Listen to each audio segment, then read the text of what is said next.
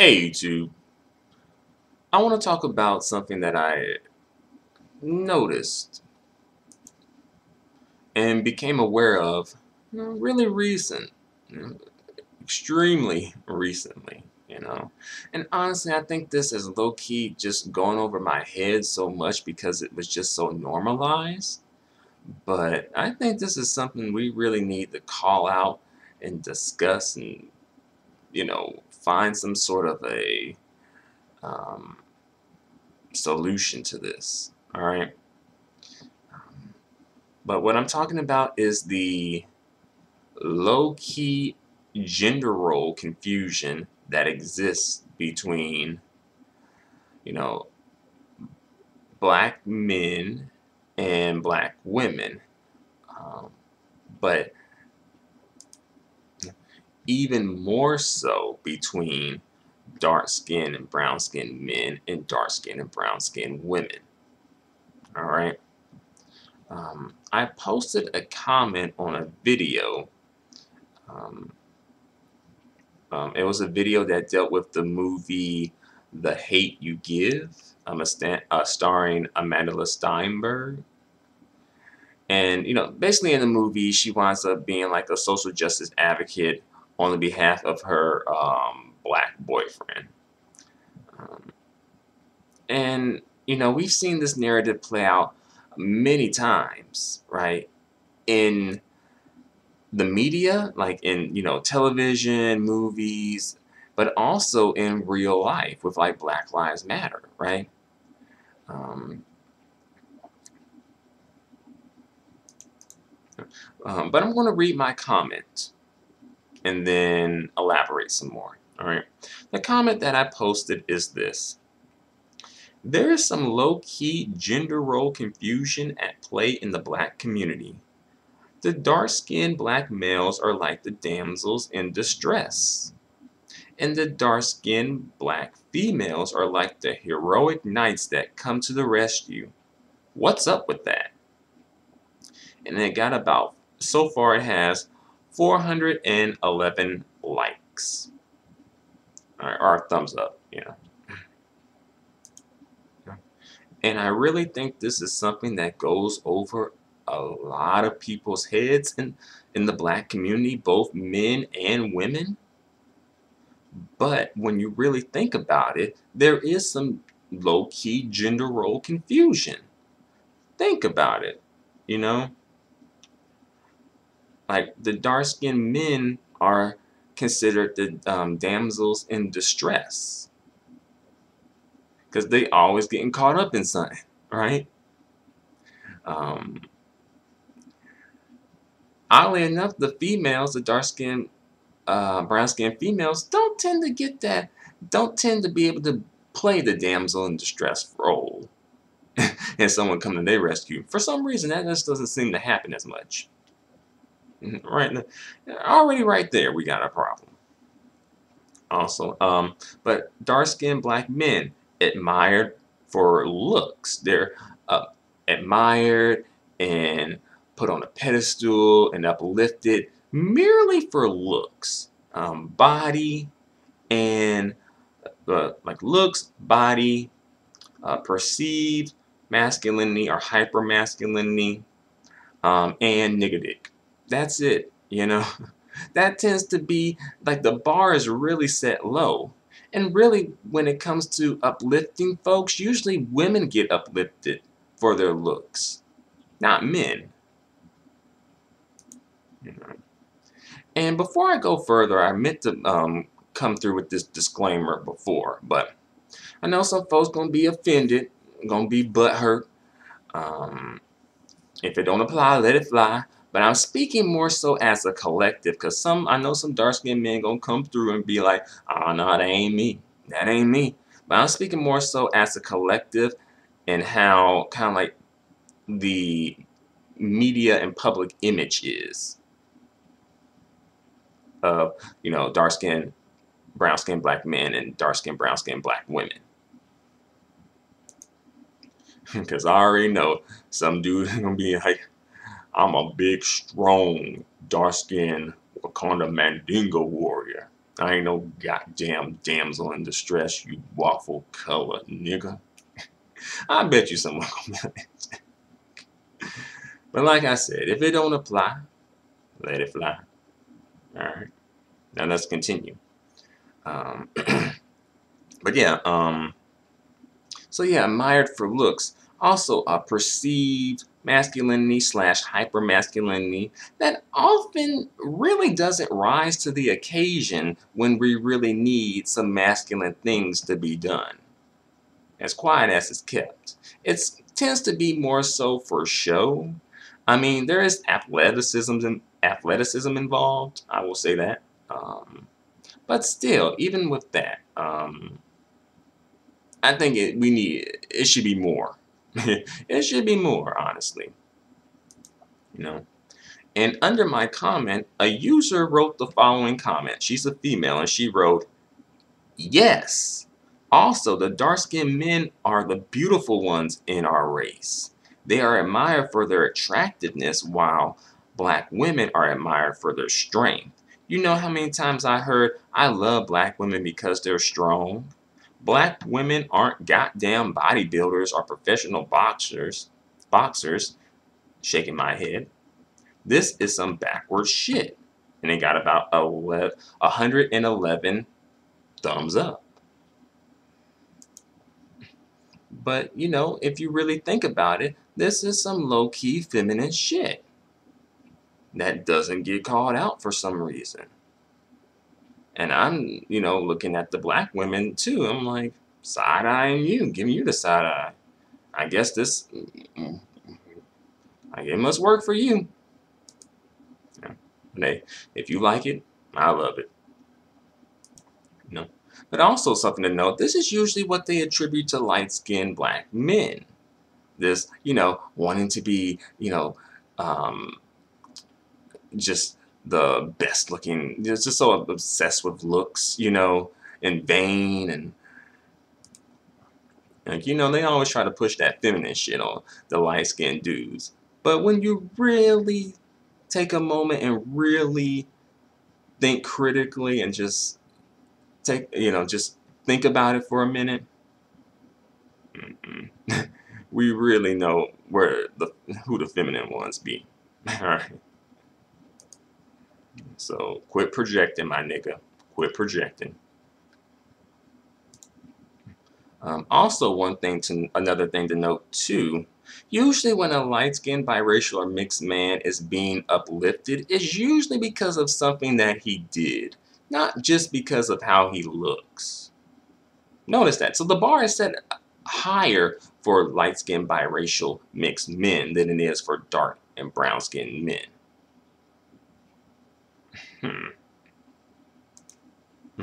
Like Colin Kaepernick and Jesse Williams were uplifted because of what they did, not because of how they looked, you know? And not that there's anything wrong with how they look, but black women were not uplifting them because of their looks, right? Not, you know, they were uplifting them because of, you know, their actions and what they've said and what they spoke on and spoke about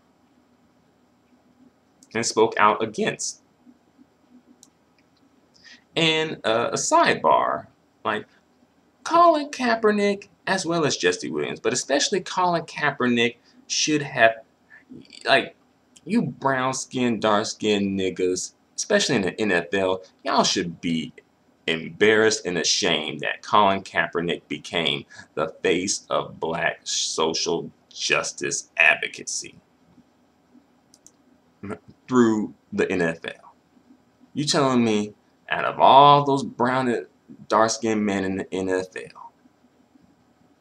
it took a half-black, a biracial man to speak on police brutality, an issue that really affects the brown-skinned and dark-skinned men more than the light-skinned and biracial and mixed men, to keep it real. This is how you know something ain't right. Something is fucked up here. But let's move on. All right. Brown-skinned and dark-skinned black women heroic warriors, right? They're admired more so for their strength and independence, right?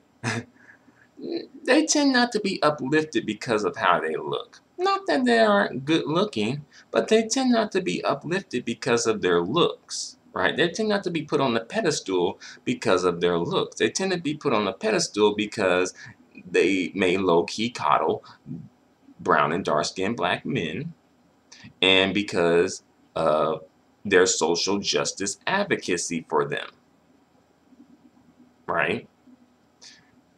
Thus being the heroic warriors that come to their rescue and advocate for them. Really things that they should be doing for themselves and for the women and for just the community in general, right? And this has come to be expected of brown-skinned and dark-skinned black women, right?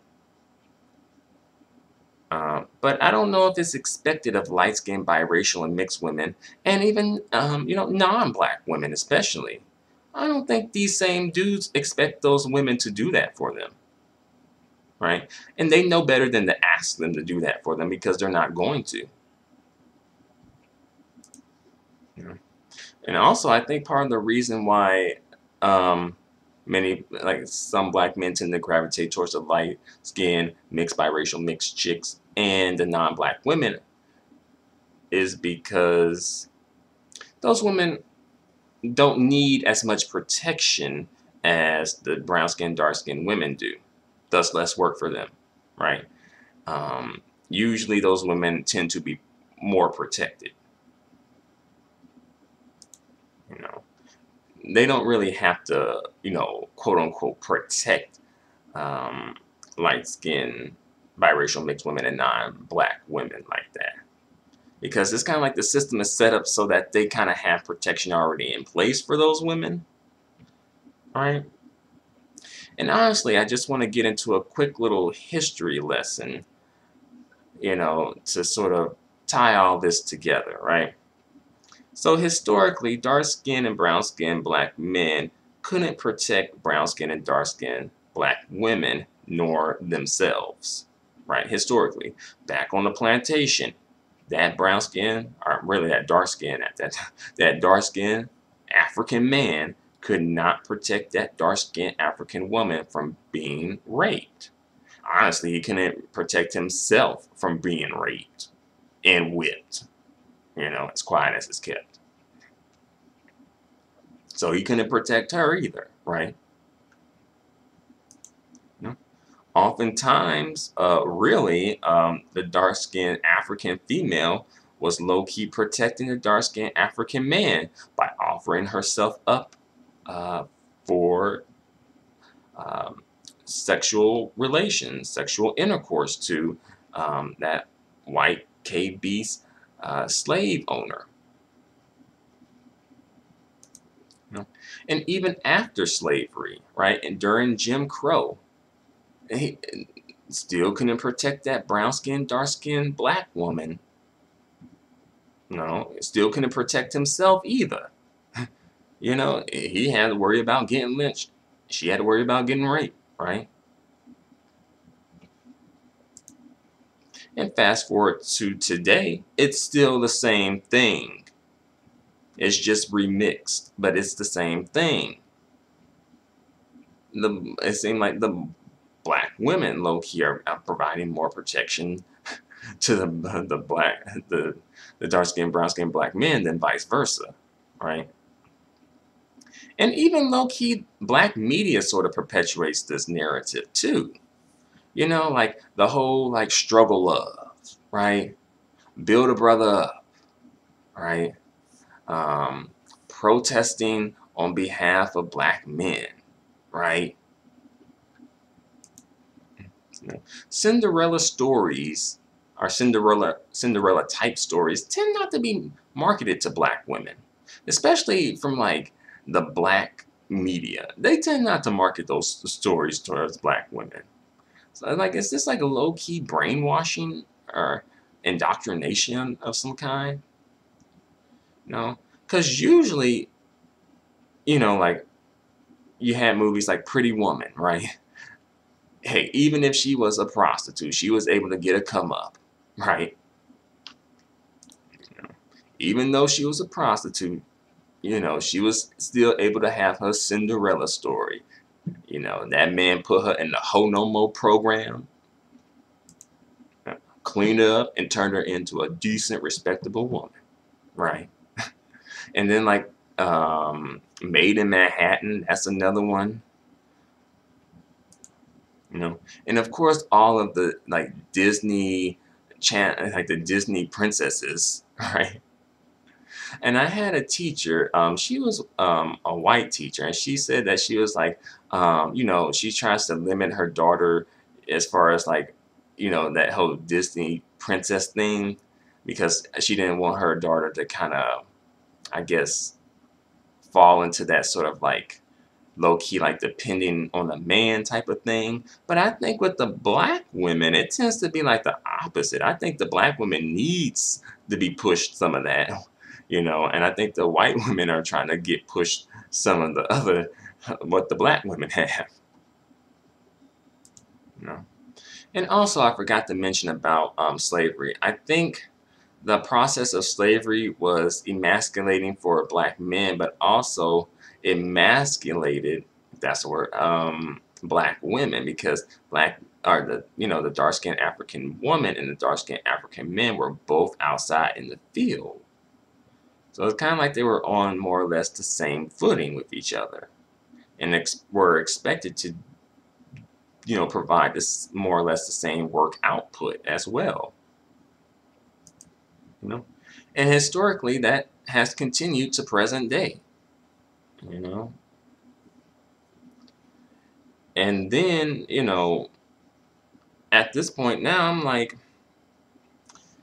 do you know brown skinned and dark skinned men want to be in this position that they're in? They seem like they are pretty comfortable in that position, even in some of the media that they push out, the ride or die chick, the chick that holds you down, right?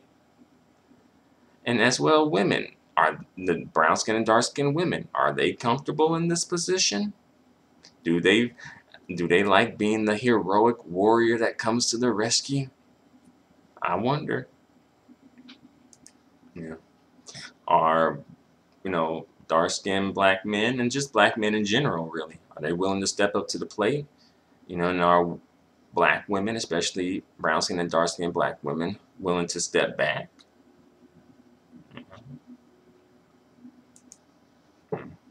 But by and large, I don't think that brown skinned and dark skinned men are really going to be stepping up as a collective anytime soon as well. Because of that, I don't think that the brown skinned and dark skinned females are going to be stepping back, because it's like, well, somebody's got to do it, right?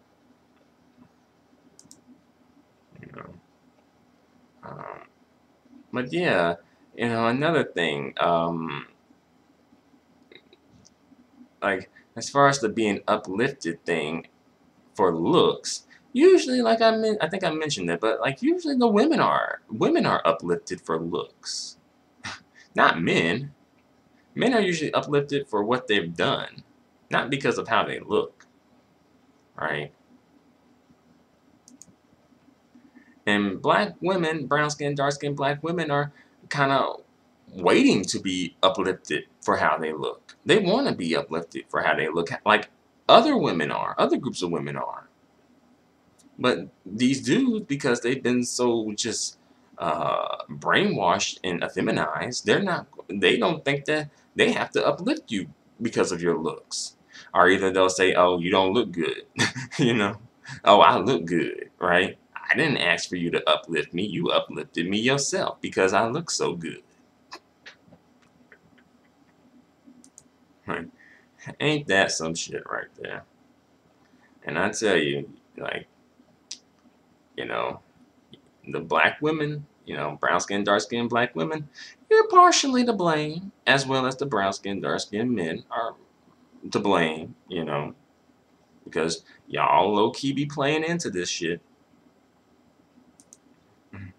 Y'all want to uplift these dudes just for looks, you know, just for a nice body, you know, nigga dick, right? Just, you know, just like the bar is set so low. That's the thing. That's what's a shame about it. It's set so low for these brown skinned, dark skinned black men. But for the women, the bar tends to be, for upliftment, tends to be set really high for the brown skinned, dark skinned women. Honestly, I don't even know if the black community even knows the true definition of femininity and masculinity. I really don't. But I'm going to bring this video to a close. I didn't mean to go home for this long, but, you know, we had to have this discussion. We had to do this, y'all. This is a shame. And this is embarrassing. We gotta fix this somehow. I don't know how, but we gotta fix this. This is why we got all this damn confusion in the community. And all, it's chaos in the community. Because folks don't know their gender role in the community. So, and that's all I gotta say. Please leave your comments. Let me know what you think about this. Until the next video, adios and goodbye for now.